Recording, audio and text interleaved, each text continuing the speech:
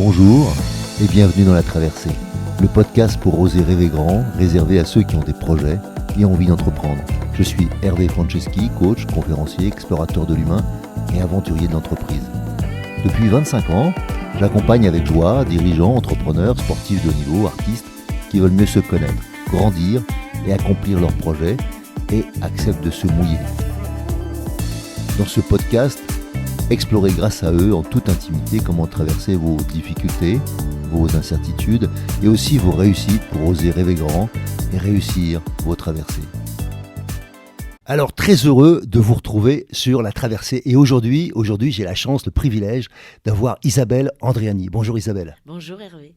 Alors comme d'habitude je présente pas beaucoup mes invités, alors je vais te laisser te présenter, mais enfin quand même je vais dire que nous avons la chance, l'honneur, le privilège je disais, d'avoir une excellente comédienne, mais par excellente, je vais vous dire en quoi pour moi elle est excellente.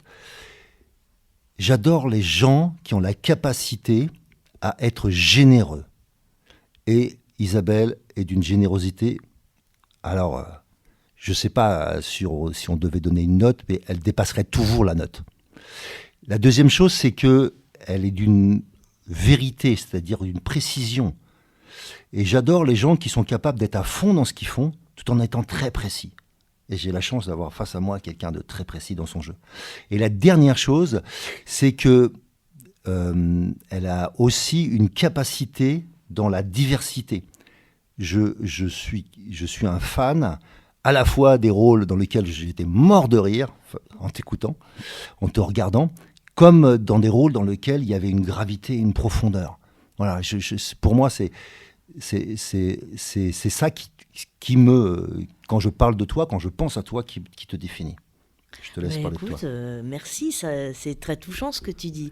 Et c'est à la fois, c'est très drôle parce que c'est à la fois un peu mon parcours, le début de mon envie de faire du théâtre, et ça a été effectivement de faire aussi bien ce qui passait à la télé, c'était au théâtre ce soir, ou aussi bien des spectacles dramatiques qui passaient dans les grandes salles de spectacle. Enfin voilà, j'avais envie de faire aussi bien rire que pleurer.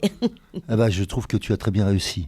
Alors évidemment que tu as une carrière avec des Molières, tu pourras nous en parler. Je pense que voilà, si tu avais un grand moment où, je vais te poser une question, c'est comment ta vocation est née ?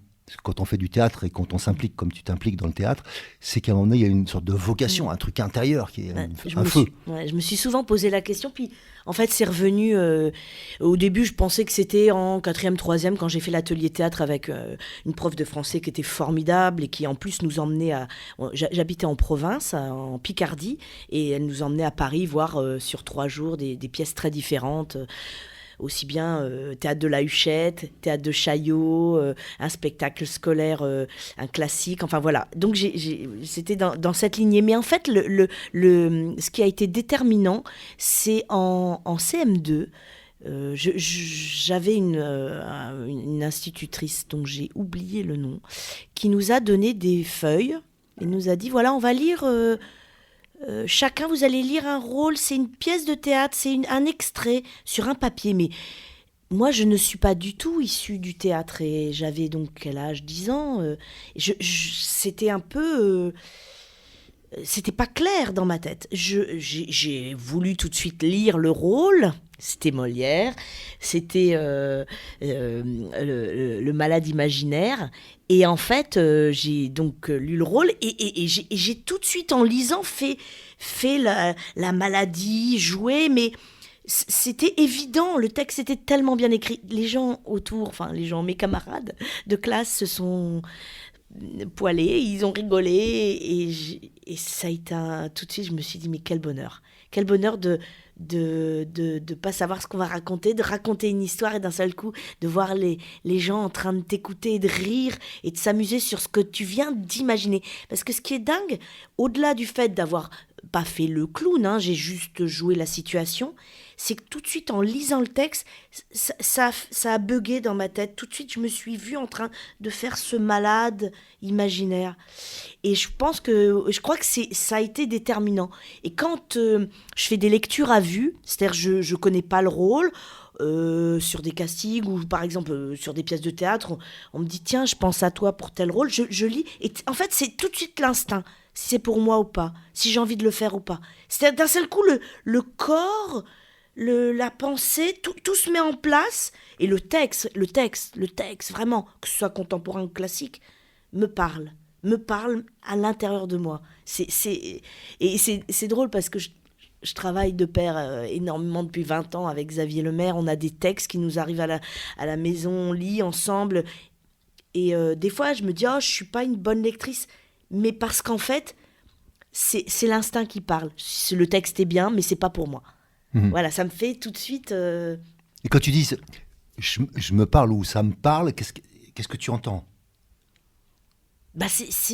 Qu'est-ce que j'entends ? C'est-à-dire que c'est en train de travailler sans que ce soit moi qui le décide. Par exemple, quand je travaille, quand j'apprends un texte, c'est moi qui le décide, c'est mon cerveau. Mais là, tout se met en place sans que j'agis. C'est-à-dire, je lis le texte, hop, je sais que je vais me tenir comme ça, que je vais parler comme ça, que d'un seul coup, il y a une silhouette qui se dessine. Et tu te vois faire ? Non, en fait, il n'y a pas l'intellect. D'accord, mais tu es donc très connecté à ce qui se joue. Et à la fin, est-ce que tu as le sentiment... c'est quoi le sentiment à la fin ? C'est-à-dire que, justement, si on est moins... Parce que c'est pour moi ou pas. Ouais, que le rôle est pour moi ou pas. Que j'ai envie de le jouer ou pas. D'accord. Et à quoi tu sais ça ? Tu vois, parce que c'est intéressant, parce que tu me parles d'instinct. Donc, à quoi tu sais qu'à un moment donné, le rôle est pour toi ? C'est-à-dire que pendant, par exemple, la scène ou toute la lecture de la pièce...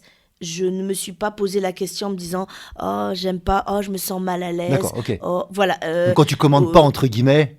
Ou je me force, ou d'un seul coup, je deviens fausse. Par exemple, en casting, ça m'arrive, mais je sais pas, 5 fois sur 10, d'être mal à l'aise parce que ça arrive, il y a des directrices de casting formidables, mais t'en as des jeunes qui sont absolument pas à même de comprendre ce que c'est qu'un acteur, qui te balance la réplique, et d'un seul coup, là, comme je suis hyper mal à l'aise et je sens que ça va pas le faire, j'ai comme je suis devant moi, c'est-à-dire que je joue, D'accord. Je fais le job parce que je suis au casting.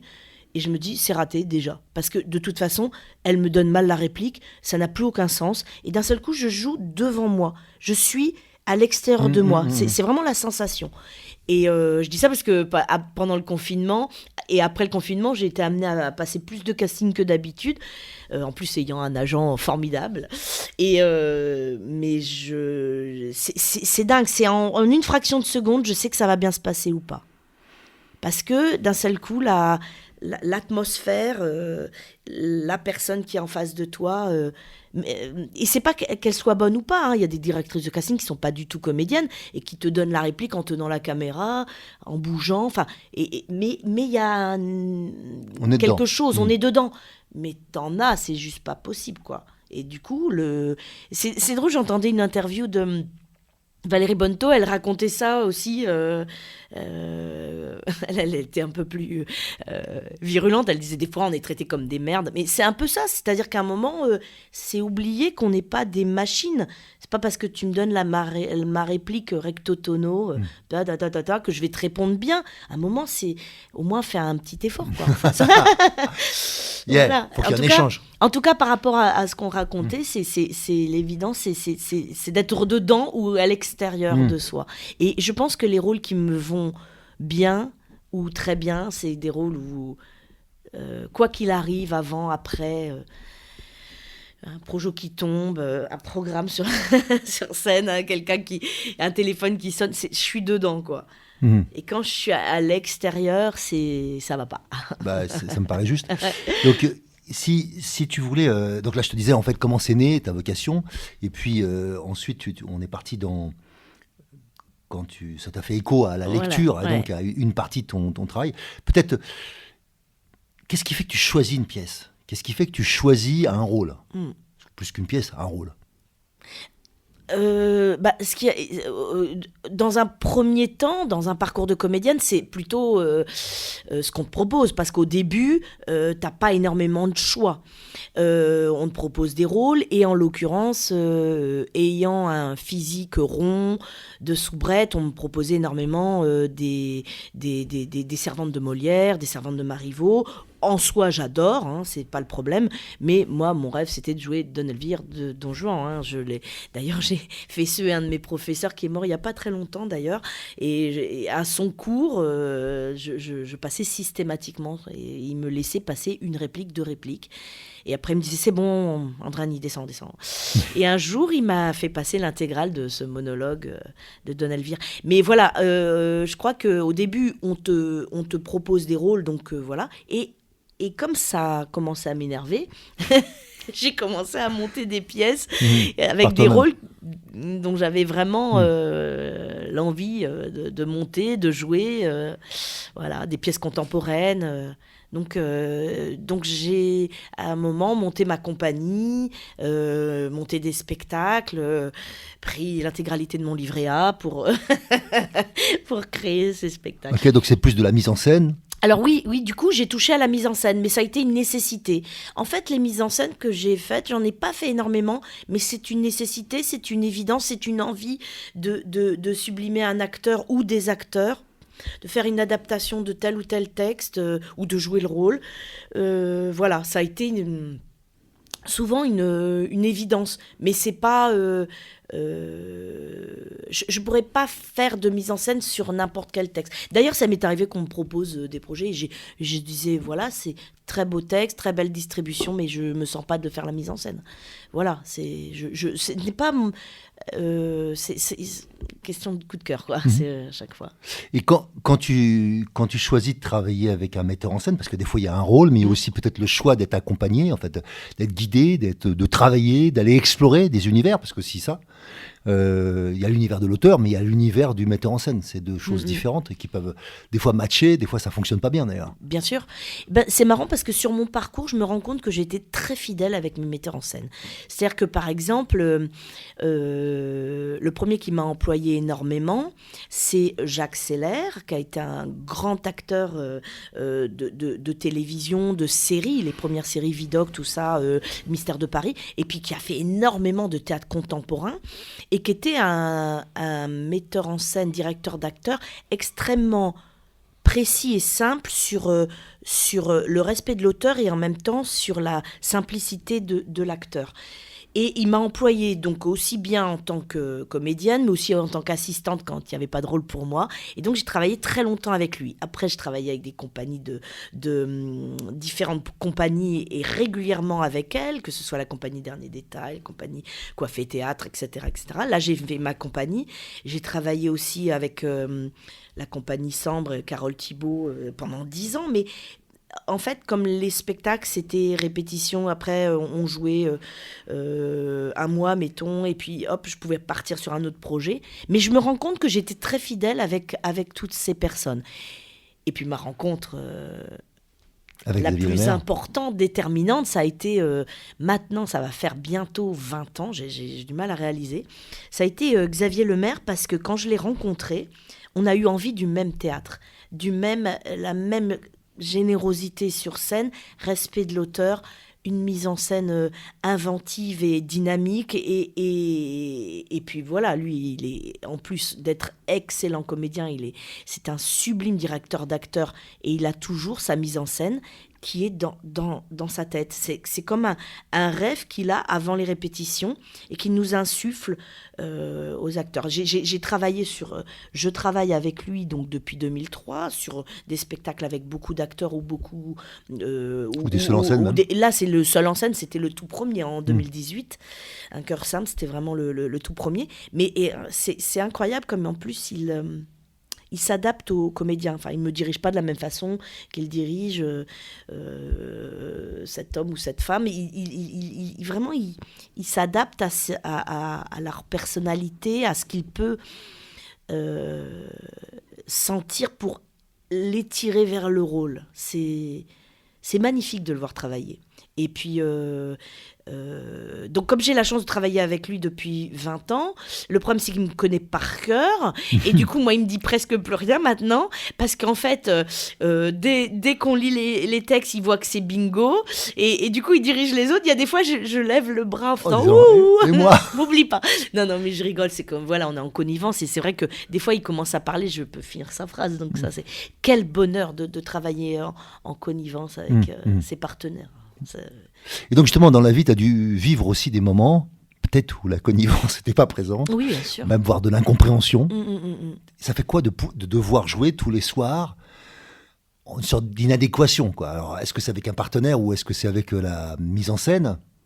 Et tu vois, tu peux nous raconter une difficulté alors comme ça? je vais pas citer quel spectacle, mais par exemple, oui, il y a quelques années, j'ai travaillé sur un spectacle qu'en plus, vraiment, j'aimais l'équipe, j'aimais l'idée. Et au fur et à mesure des représentations, ça décalait à cause d'une espèce de liberté que laissait le metteur en scène pour improviser. Donc le spectacle en plus durait plus longtemps.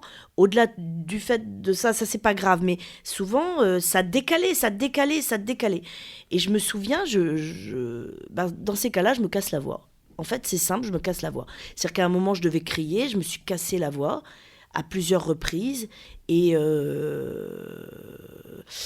donc, il y a le corps qui réagit. Un autre spectacle, c'est très drôle. Parce que la voix, c'est quand même...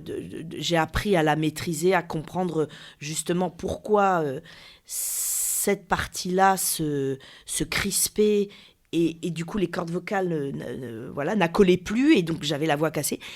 Et ben sur un spectacle, je me suis pris une allergie physique sur un bras parce que je sentais que c'était pas bon, quoi. Oui. Comment dire, c'était à côté. Oui. Il y avait donc heureusement à chaque fois il y a un partenaire avec qui tu t'entends et puis on va quand même dans le sens, mais je sens qu'il y a quelque chose qui freine. Ouais. Qui vient en difficulté. J'entends à la fois l'allergie ou casser sa voix, c'est pas neutre quand on est sur une scène. Et moi j'entendais aussi la notion de, en fait, t'as besoin d'être calé, t'as besoin d'avoir un cadre clair. Et je pense que là, dans l'exemple que tu donnais, c'est qu'il n'y a pas de cadre. Ouais. Puisque, en gros, c'est un cadre en pointillé au lieu d'avoir un cadre clair. Et ça, pour moi, dans la vie, en général, c'est une de nos difficultés. On peut bien s'exprimer quand le cadre est clair. Et dans beaucoup d'artistes, je rappelle souvent qu'un peintre, sans cadre, il ne sait pas très bien ce qu'il doit peindre. Hein. D'accord ? Il y a des gens qui peignent l'équivalent d'un timbre à poste, et puis d'autres qui vont peindre sur des fresques murales. Bien sûr. Mais chacun a son cadre. Ouais, c'est ça. C'est exactement ça. Et je pense que quand ça déborde, quand ça détonne, eh ben on n'est pas à l'aise. Je me souviens d'un autre spectacle, là c'était une pièce classique, et je pense que le metteur en scène, qui était au demeurant très sympathique, et le spectacle était pas mal, mais il avait dirigé à l'encontre de l'auteur. Et je le sentais d'instinct, quoi. Et je sais qu'en plus, heureusement, mon partenaire a changé en cours de route, et je me suis super bien entendue avec le suivant, heureusement. Mais au début, à la création, je me souviens, mais c'était physique quand il me touchait. Je sais pas comment te dire. C'était électrique. Ouais. Je sentais que ça n'allait pas, quoi. Mais parce que il me faisait faire des choses qu'il avait calquées sur le texte au lieu de lire le texte. C'est marrant parce que Xavier Lemaire, il a travaillé beaucoup avec Michel Bouquet, et Michel Bouquet lui a dit une phrase qu'il m'a dit à plusieurs reprises: avant de relire un texte, lis-le. Et je pense que ce metteur en scène n'avait pas lu cet auteur classique. Il avait voulu en appliquer quelque chose. C'était il y a longtemps. Hein. Okay. Alors, juste dans les grandes épopées, parce que tu as vécu aussi des grandes épopées, des épopées moliérisées d'ailleurs, mais dans les grandes épopées, le fait de jouer avec une troupe, le fait de faire, 500 représentations, le fait d'aller... parce que beaucoup de gens n'ont pas d'idée de... Qu'est-ce qui se passe quand on voyage avec une troupe ? Qu'est-ce qu'on vit, tu vois ? Ouais. Alors, c'est très drôle. Quand tu t'entends bien avec l'équipe, c'est le bonheur. Quand tu t'entends avec une seule partie, eh ben, tu fais en sorte de t'arranger dans le train, être avec ceux avec qui tu as envie de discuter. Les choses, elles se font naturellement.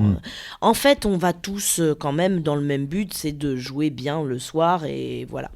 Mais quand il y a des troupes, la plus nombreuse, c'était, je pense, celle que je viens de vivre avec là-bas de l'autre côté de l'eau, le spectacle Ça regarde Algérie, où l'équipe était à la fois dynamique, sympathique, on s'entendait bien. On était 12 au plateau et 15 en tout. Il y avait donc une costumière, un régisseur plateau et un régisseur dans la salle. Plus le metteur en scène.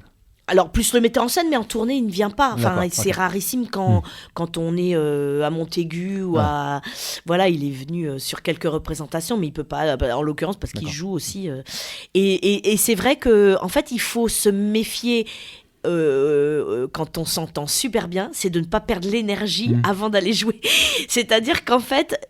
J'avais un rôle assez dramatique de cette femme qui était avec cette énergie là de Marthe Surgenti, pieds noirs et tenant sur ses épaules son entreprise, son huilerie, alors que son mari est décédé. Elle a ses deux filles dont elle s'occupe à la force du poignet. Et en fait, le danger, c'est de perdre de l'énergie quand tu as 6 heures de train avec l'équipe à rire. Et en fait, il faut avoir toujours une petite... un petit Jiminy Cricket sur l'épaule qui te dit bon là tu calme-toi, repose-toi ou en tous les cas baisse l'énergie parce que voilà il faut garder comme un sportif qui va à un match, c'est pas la peine de jouer le match avant, de jouer la scène avant. Voilà. Et de garder l'énergie pour... Exactement. Et ça, c'est important. Et je me souviens, la dernière, je suis arrivée, je ne sais pas s'ils s'en sont rendus compte, mais moi, j'étais dévastée de faire cette dernière. Et en fait, en arrivant... J'arrivais même plus à leur parler. Je savais que ça allait être la dernière. Et c'était très très dur pour moi. Donc, qu'est-ce qui fait que là, t'es encore dans l'émotion là, je te vois. Mais parce que ce spectacle, j'aimerais tellement encore le jouer. Oui. Il est encore disponible. Il y a une captation magnifique sur France Télévisions, Culture Box. Et ça a été une aventure incroyable que Xavier Lemaire a porté sur ses épaules. Il a entraîné Pierre-Olivier Scotto sur la coécriture. Et donc lui, Xavier a fait la mise en scène. Il nous a dirigé merveilleusement. Je pense que toute l'équipe est d'accord là-dessus. On a joué. On a eu des telles rencontres entre des pieds noirs, d'anciens appelés, voilà, des Algériens qui nous parlaient en disant merci pour ce spectacle. Et je t'avoue que je m'attendais pas à ce que ça finisse. Bon, on l'a joué plus de 100 fois. Hein, c'est pas rien. Mais le Covid a fait que il y a eu beaucoup de spectacles qui ont tapé à la porte des programmateurs et du coup voilà on n'a pas pu le tourner plus que ça, puis c'est un spectacle très lourd, on peut pas se mentir là-dessus quoi. Oui, mais j'aurais aimé le jouer 500 fois. Pour le coup on l'a joué qu'une centaine de fois et c'est vrai que en fait je me souviens en te le disant, mais je l'ai pas dit à Xavier, je l'ai pas dit à l'équipe, j'en ai parlé à personne. Si avec Noémie Bianco qui joue ma fille, je lui ai dit je me remets pas quoi de cette dernière. Mais c'est vrai que la dernière, on était à quoi, la forêt, c'était une ambiance très sympa et on a fait une représentation magnifique. Mais c'est vrai, je suis arrivée, je me suis mis à l'écart, j'arrivais plus à leur parler. J'ai pas fait et même le soir, j'ai même pas été faire la fête. Mais parce que, en fait, j'arrivais pas à concevoir. Dans ton émotion, il fallait que tu fasses un deuil. C'est difficile. Mais sincèrement, il y a des spectacles, voilà, c'est comme ça, on les finit. Par exemple, le Musset, on l'a joué 470 fois, on a tourné partout dans le monde. Hein. On a été en Chine, on a été au Maroc, à Vienne, tout ça. Et quand on s'est dit avec Xavier... on arrête, il est temps. Je me souviens, l'avant-dernière, c'était à Aix. Mon cordon de corset a cassé. Xavier a fait un nœud. Donc, ça voulait dire qu'il fallait couper le corset pour me l'enlever. Et on s'est dit, c'est pas parce que les costumes nous allaient plus, mais voilà, on s'est dit, on en a fait le tour. Il faut s'arrêter. Mais quel bonheur de jouer ce spectacle 470 fois avec son amoureux. Ouais. Et surtout qu'en plus, c'est quand même... une des pièces les plus extraordinaires, je pense. Pour moi, c'est qu'il l'a vu, je sais pas, peut-être une dizaine de fois. Et j'ai même eu la chance qu'une des premières soit chez moi. C'est un homme qui est franchement amoureux et qui déclare sa flamme. Je trouve que c'est avec une telle profondeur, une langue qui est celle de Musset. Et ton écriture, parce que quand même, Oui, j'ai écrit un début, un lever de rideau à ce lever de rideau, parce qu'à la base, une fois qu'une porte soit ouverte ou fermée, c'est un lever de rideau. Et j'ai écrit ce début qui s'appelle La clé du grenier d'Alfred, qui raconte la soubrette de Musset qui accueille le tout nouveau cocher et qui nous a permis de mettre un peu de référence à toute la vie de Musset.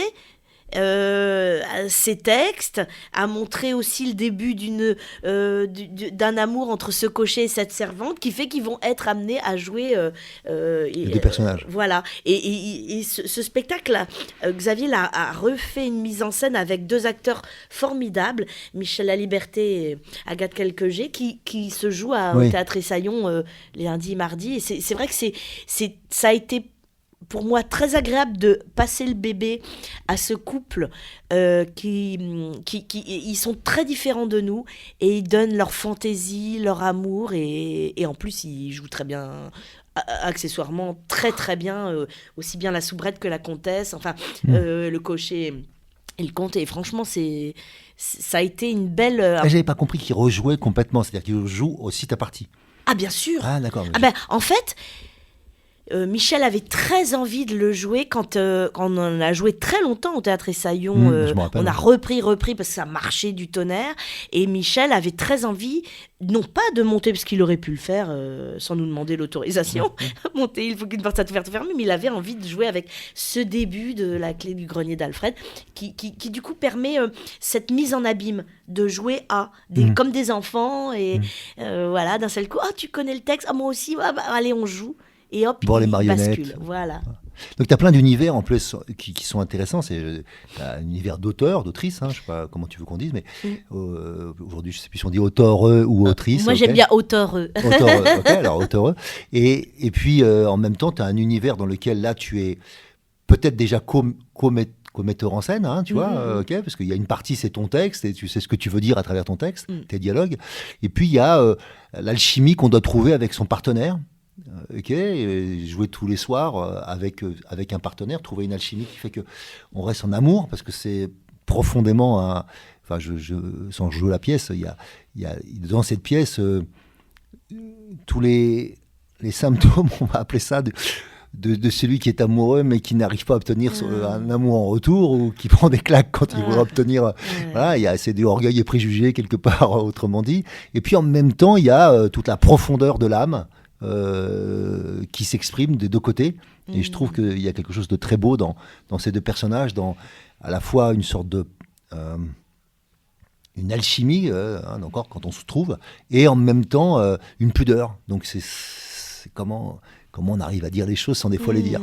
Mais ce qui est magnifique dans ce texte et dans cette aventure il faut qu'une porte soit ouverte ou fermée avec Xavier Lemaire, c'est de voir en l'espace de 10 ans l'évolution, de notre évolution de jeu, de connivence, de le voir avec cette générosité, cette plénitude et en même temps ce respect de l'auteur.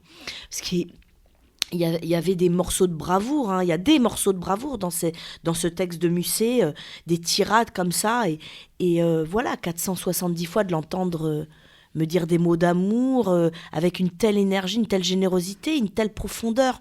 Parce que c'était un texte qui faisait rire et en même temps qui donnait l'importance à ces sentiments, ces sentiments nobles. Enfin, c'est pour ça qu'il avait envie de le jouer. De toute façon, on s'est rencontrés en février 2003. En mars 2003, on était à la table en train de lire le texte. Et moi, j'ai eu cette réflexion totalement idiote en lui disant « Mais non, moi, je suis pas une comtesse, j'ai pas envie de jouer ça. » Et en fait, il est revenu à la charge, mais il a eu raison parce que, voilà, pour le coup, je pense que c'est ça qui a été déclencheur de l'écriture de ce début, où ça m'a donné une raison de jouer la comtesse. La servante qui, pendant une demi-heure, charme un cocher et bascule à un moment à jouer avec lui, à jouer à la comtesse. Et je pense que... C'est l'articulation qui t'a plu. Qui m'a donné l'évidence de jouer le rôle. Voilà. Pour moi, c'était l'évidence quand on te voyait aussi. Donc, si on prenait une autre partie, je dirais que dans ta vie de comédienne, de metteur en scène, d'auteur, il y a plein de facettes. Et c'est quoi les moments qui t'ont le plus touché? Alors, tu parlais d'un moment donné d'une dernière, mais au fond, là, peut-être moins sur le côté émotionnel, qui était la tristesse, là, mais peut-être quelque chose sur tes tripes, toi, qui t'ont à un moment donné. Est-ce que c'est un texte qui est du genre d'aller défendre une idée, ou bien d'aller défendre une manière de voir l'art, ou la mise en scène? Je sais pas, tu vois, qu'est-ce qui, à un moment donné, tu as envie que tu t'es investi plus? Écoute, là, je pense que il y a des rôles qui ont été plus marquants que d'autres. Par exemple, quand Xavier avait envie de monter l'échange de Claudel, je pensais à ça. Ouais. Moi j'ai lu les deux versions, j'avais envie de lire la première qui me paraissait plus lyrique, plus proche de Claudel, et finalement il avait envie de monter la deuxième version, et vraiment, heureusement qu'il m'a convaincu, et puis de toute façon c'était son envie de mise en scène. Je vois, il y a eu un avant, un après Claudel. En plus, Claudel, je l'avais jamais bossé. J'avais donné la réplique Donna des 7 épées, voilà, je faisais un tout petit rôle à une copine, mais j'avais jamais bossé Claudel. Claudel, c'était pas pour moi. Encore dans l'idée soubrette, enfin voilà. Et puis vraiment, ça a été déterminant, cet amour jusqu'à la mort de croire qu'elle va réussir à lui faire changer d'avis, de ce texte qui est magnifiquement écrit, qui est compliqué. Hein. On a passé énormément de temps à la table avant, où il nous a expliqué, décortiqué le texte. Non, c'était une aventure, en fait. Enfin, chaque spectacle est une aventure, mais celui-là particulièrement, parce que c'était vraiment la montagne à escalader. Le texte, la mise en scène, le côté charnel que Xavier voulait dans cette mise en scène. Et c'était Grégory Baquet qui jouait Louis Laine, et qui, au début, hein, c'est écrit comme ça, il est nu, et il sort de l'eau, et il y a il devait y avoir cette évidence entre nous. Vraiment, Xavier nous a dirigés au cordeau, et chaque représentation était poignante, je sais pas comment, poignante, vraiment dans le sens propre du terme. Et donc, qu'est-ce que tu en retiens? Qu'est-ce que tu vois, quand on traverse, parce que c'est quand même, là, je pense, une traversée, tu vois, de cette pièce, chaque soir, de se mettre dans cet état. Ah, okay, c'est surtout les retours du public. Xavier a fait des rencontres scolaires, et il y a eu des adolescentes qui ont été touchées par le rôle de Marthe, et ça, c'est encore une Marthe. Encore une Marthe. Voilà, et je pense que ça, c'est ça qui est extraordinaire. C'est de savoir qu'on sert à quelque chose, mais aussi bien des jeunes que des plus âgés qui nous attendent à la sortie, aussi bien lundi dernier, quand j'ai joué à Un cœur simple, il y a un petit jeune qui m'a demandé une dédicace sur mon adaptation qu'il avait achetée. Enfin voilà, il avait quoi, 13 ans? Mais quel bonheur de servir d'apporter des petites pierres, de se dire, des années plus tard, il se souviendra de ce spectacle à travers ce livre, ou à travers d'une phrase, cette jeune adolescente se rappellera de Claudel. Et ouais, j'ai l'impression de servir à quelque chose. Je fais une parenthèse rapide, mais cette fille allait très mal. La professeure de français a parlé à Xavier. Et le fait de voir cette femme désespérée, mais tenant bon, ça lui a donné une motivation. Elle a eu envie de lire. Donc ouais, on a l'impression de servir à quelque chose. Franchement, c'est... Pourquoi tu avais un doute sur le fait que le théâtre puisse servir à quelque chose? Non, j'ai pas de doute. Mais j'aime bien voir des preuves.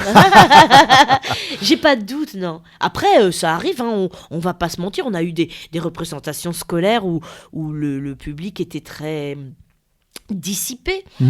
Je me souviens d'une pièce qu'on a jouée, Qui es-tu Fritz Saber, avec Xavier, où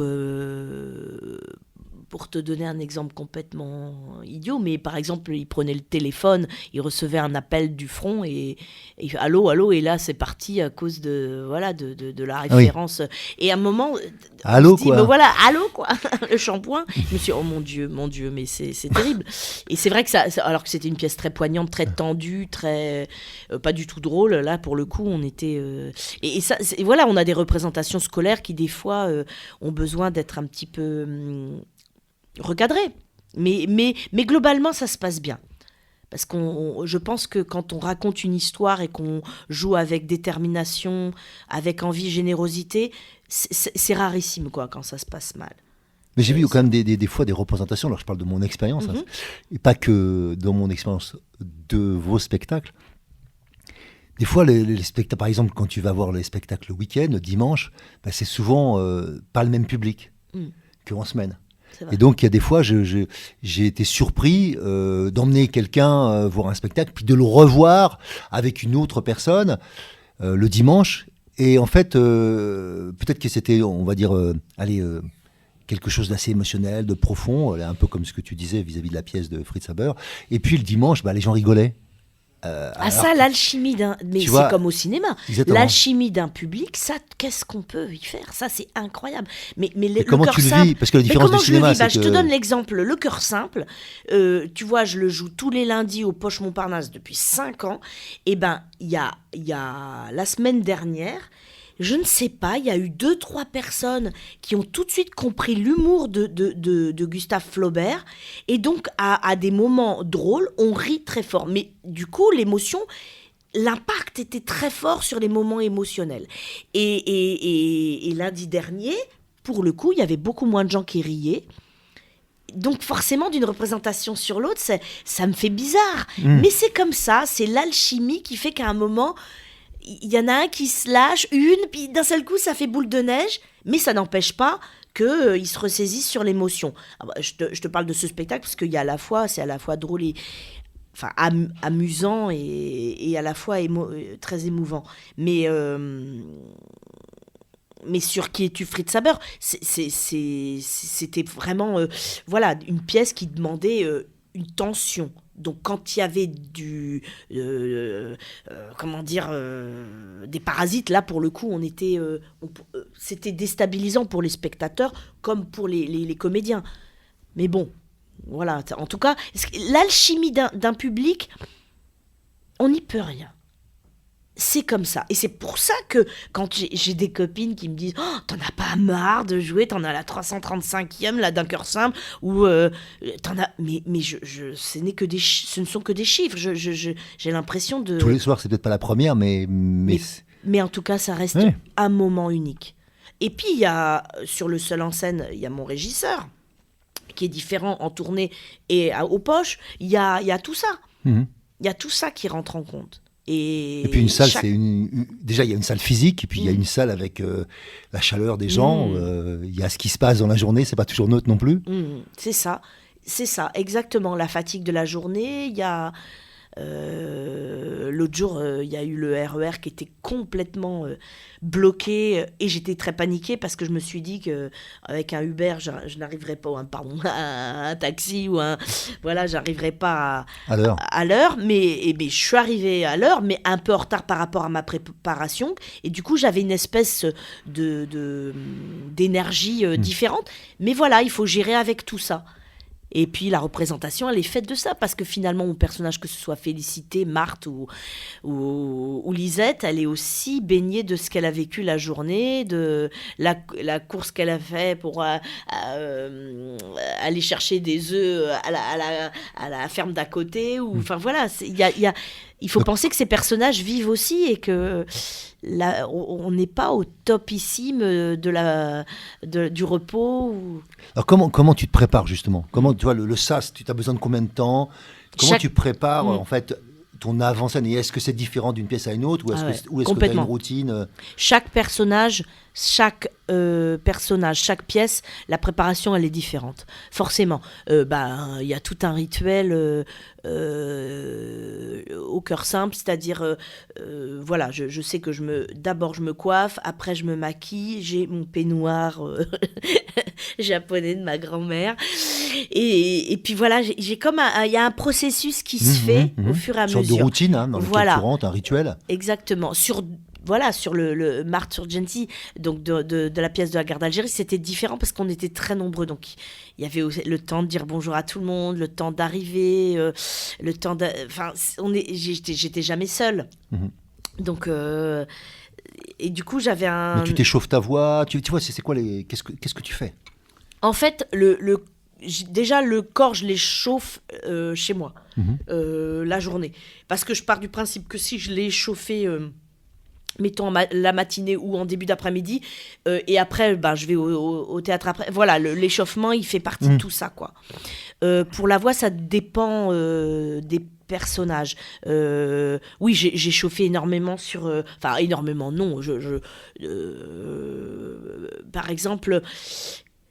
Si la veille j'avais joué, donc je m'étais levée un peu plus tard, j'ai chauffé un peu plus la voix parce que du coup la voix elle était pas réveillée du matin. Tu vois ce que je veux dire? Surtout quand on joue en matinée par exemple. Donc voilà, oui, j'échauffe la voix évidemment, je fais des exercices et a fortiori parce que j'ai eu ce souci sur 2 ou 3 représentations il y a quelques années sur ce spectacle dont je parlais où je m'étais cassé la voix, et puis après je m'étais recassé la voix sur un spectacle avec Xavier, non pas parce que j'avais pas envie de le jouer mais parce que j'avais pris froid et j'avais pas fait attention, parce qu'il y a ça aussi, il n'y a pas que une réaction du corps au physique sur un personnage, c'est aussi tout simplement il faut quand même se protéger, bien sûr. Se couvrir, pas tu faire as les une dents. hygiène de vie, une manière de fonctionner, comment tu gères tout ça pour que justement tu continues une carrière aussi longue? En fait, quand justement sur Adam, Ève et Descendance, où on avait plein de personnages à jouer, donc j'avais plein de modulations de voix à faire, j'évitais les repas de famille. Et du coup, peut-être il y en a qui s'en sont froissés, mais en fait, je me rends compte à un moment, je suis à un stade de fatigue où si je vais au repas de famille le midi, le soir, je vais être fatiguée.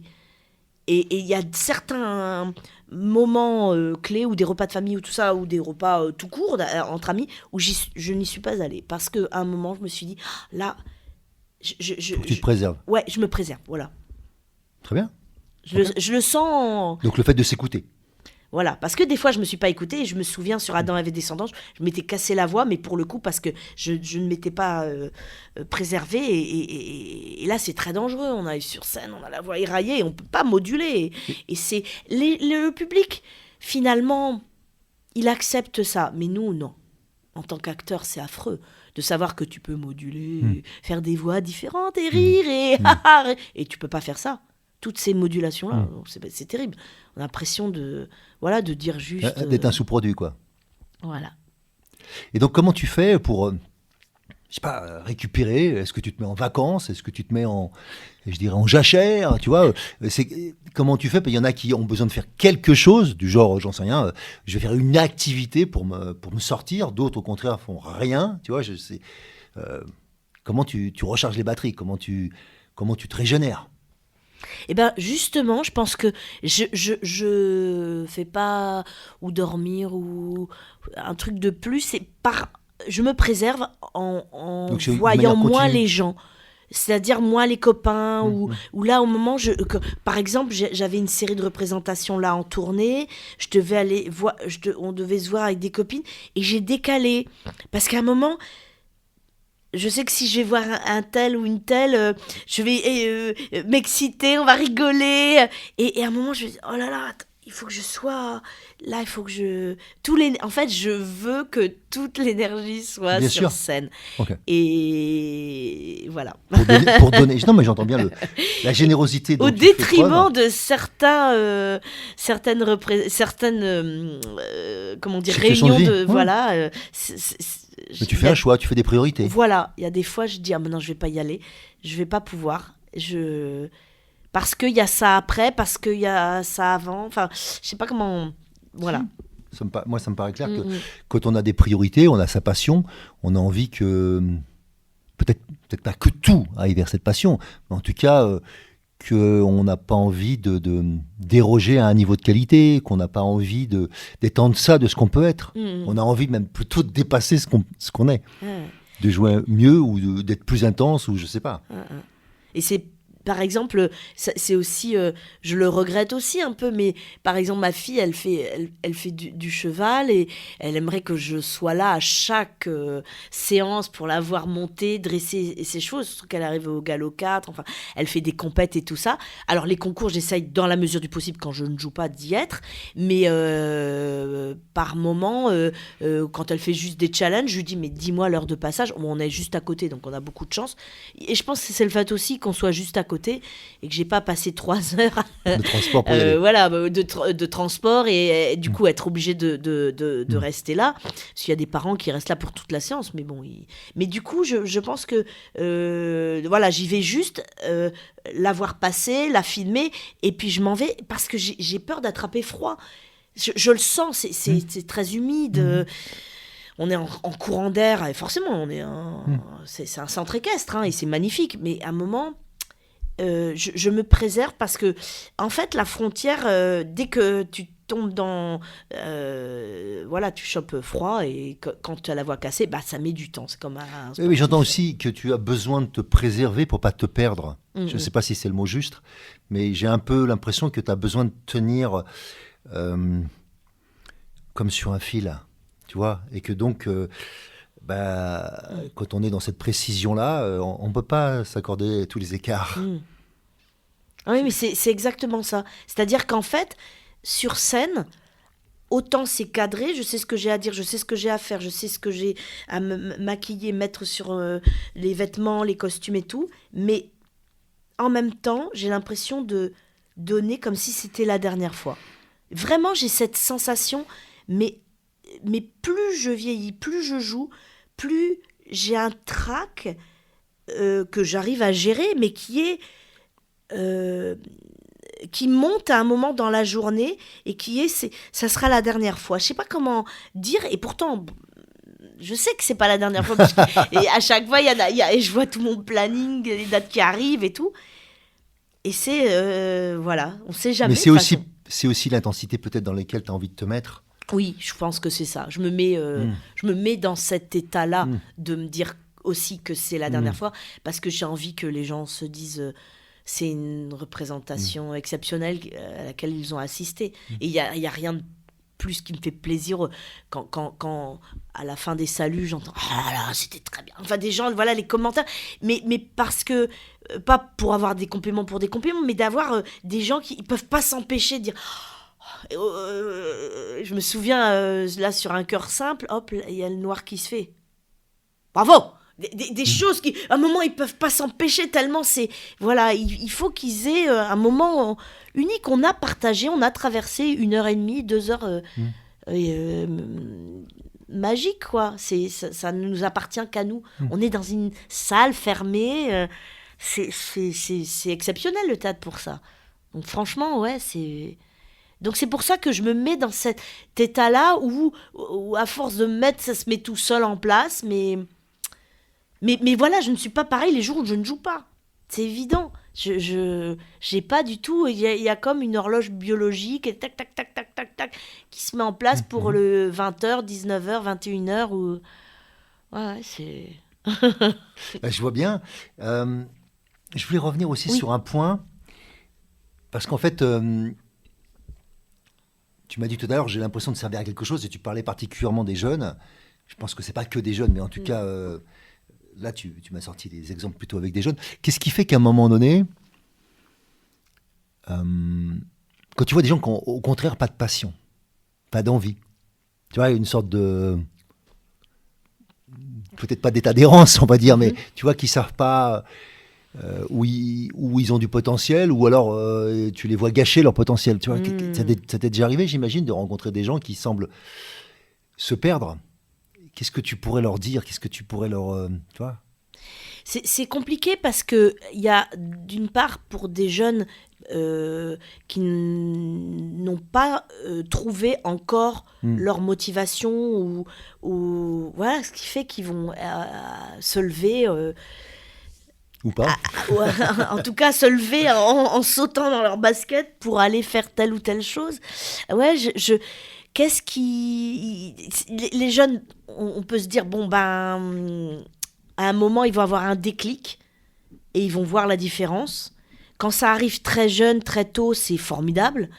Pour les personnes plus âgées, c'est compliqué. C'est compliqué parce que j'ai pas envie de donner des leçons, en fait. J'ai des amis qui sont pas du tout du métier de comédien et qui... En fait, je pense à quelqu'un, mais je vais pas détailler pour pas qu'il se reconnaisse. Ouais. Mais voilà, il fait un métier où il gagne de l'argent, pas forcément beaucoup, mais en tout cas suffisamment pour vivre pour sa famille. Sa femme aussi travaille, etc. Et il avait une envie de créer quelque chose avec sa passion. J'ai pas envie de détailler pour pas qu'il se reconnaisse. D'accord. Et en fait, il l'a pas fait. Ouais. Et bon, après, il y a eu le Covid. Donc, il y a le regret, tu parles des regrets là. Ben, en fait, je pense qu'il y a une petite aigreur chez lui, mais j'ai pas envie de lui dire, mais pourquoi tu le fais pas Je pense que... Pourquoi tu t'autorises pas à lui dire ? Qu'est-ce qui fait qu'on s'autorise ? Peut-être parce qu'on n'est pas assez intime avec lui précisément. Okay. Ouais. Je pense qu'on n'est pas assez intime, on se voit très peu finalement, puis quand on se voit, il y a toujours beaucoup de monde. Mais je le sens que c'est une frustration chez lui. Et moi, ce que j'aurais envie de dire, c'est qu'à partir du moment où il y a un risque et on se dit, tiens, est-ce que ça vaut... comment dire, ça me motive, ça m'excite, ben, faut le faire. Tant pis si on prend le risque de perdre de l'argent, tant pis si on prend le risque de rater, quoi. De rater, tant pis si on prend le risque de changer de métier. Je crois qu'il faut... Enfin, la vie, elle est courte, quoi. Si ça t'excite, si t'as fait, essaye. La vie est trop courte pour pas être belle, quoi. Ouais. Et par contre, j'ai une copine qui a essayé de faire un truc, qui a été jusqu'au bout. Ça, malheureusement, avec le Covid, ça a périclité. Donc, son association, elle a dû fermer la porte, mettre la clé sous la porte. Et elle a repris un autre job. Je vais la voir dans pas longtemps. Je vais essayer d'en parler avec elle pour voir comment elle le vit. Mais au moins, elle l'a fait. Elle l'a fait. Voilà, j'ai une autre copine, elle avait mis une année sabbatique pour écrire un bouquin. Elle l'a fait, moi j'ai trouvé le bouquin exceptionnel. Bon, après, elle n'a pas cherché à écrire d'autres livres, mais voilà, au moins, moi je trouve ça formidable de le faire. D'aller au bout de ses rêves. Ouais. Super. Donc, pour conclusion, je voudrais te laisser encore la main sur la conclusion. Qu'est-ce que tu as envie de nous dire ? Avec ce dont on vient de parler, c'est que de par mon parcours, je dirais que rien ne me prédestinait à faire ce métier. J'avais absolument personne dans ma famille qui faisait ce métier. Et c'est drôle parce que pour Xavier Lemaire, c'est pareil.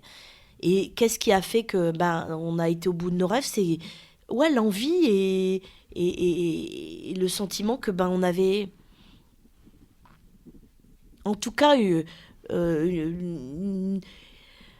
comment dire, c'était là. On devait faire ce parcours-là. En tout cas, on s'est donné les moyens de le faire. Ça n'a pas été facile parce qu'on n'a pas été aidé. On n'a pas eu de je dirais, de pistons, comme on peut dire, où on n'est pas les fils d'eux. Mais voilà, on est content. Alors après, il y a toujours des gens qui peuvent me dire « Ah, mais on ne vous voit pas à la télé. » Oui, on fait du théâtre, donc oui, on ne passe pas à la télé, on ne passe pas au cinéma. Même si là, j'ai tourné dans un film de Martin Provost, un grand réalisateur. J'ai fait une petite séquence, une petite scène. Encore une fois, c'est parce que question de temps. Et je crois qu'on faut aller au bout de ses rêves et au bout de ses passions. Et notre passion, c'est notre passion commune, Xavier à moi, c'est vraiment de raconter des histoires et de les partager en direct. Le spectacle vivant. Voilà. Je te remercie infiniment. Donc à très bientôt sur La Traversée et je vous retrouverai la semaine prochaine pour débriefer tout ça en compagnie de loin ou de près avec Isabelle Andréani. Merci. Merci Hervé, merci Juste, beaucoup. je vous rappelle que vous pouvez retrouver Isabelle Andréani tous les lundis soirs au Théâtre de Poche à 20h. À 21h. 21h. Au Poche Montparnasse, donc métro Montparnasse. C'est le petit théâtre qui se trouve dans l'impasse où il y a une programmation incroyable. Mais voilà, nous sommes à 21h. Je dis nous parce que je suis avec mon régisseur. Donc c'est un seul en scène. C'est le texte de Gustave Flaubert, Un cœur simple. Et pour ceux qui ne sont pas sur Paris ou qui n'ont pas l'occasion de venir sur Paris, quelles sont les captations qu'on peut trouver ? Et bien sur France Télévisions, il suffit d'aller dans le déroulé Culture Box et il y a notamment ce spectacle là-bas de l'autre côté de l'eau sur la guerre d'Algérie dont j'ai parlé tout à l'heure. Et voilà, c'est encore possible de voir cette captation qui est merveilleuse. Le réalisateur a fait un travail merveilleux avec Xavier pour rendre vivant une captation. Cette vidéo, c'est exactement le spectacle. Donc voilà. Super. Merci Isabelle. À très bientôt. À bientôt Hervé. Si vous aussi vous vivez une traversée et souhaitez vivre vos rêves plutôt que rêver votre vie, alors je vous invite à découvrir mes conférences et tous mes ouvrages sur mon site hervéfranceschi.com. Et bien sûr, si vous aimez ce podcast, favorisez sa diffusion en lui donnant 5 étoiles sur Apple Podcast ou mettez un pouce sur ma chaîne YouTube ou encore sur votre plateforme de podcast préférée. Et surtout, abonnez-vous pour ne manquer aucun épisode. Merci de votre écoute et à très bientôt sur La Traversée.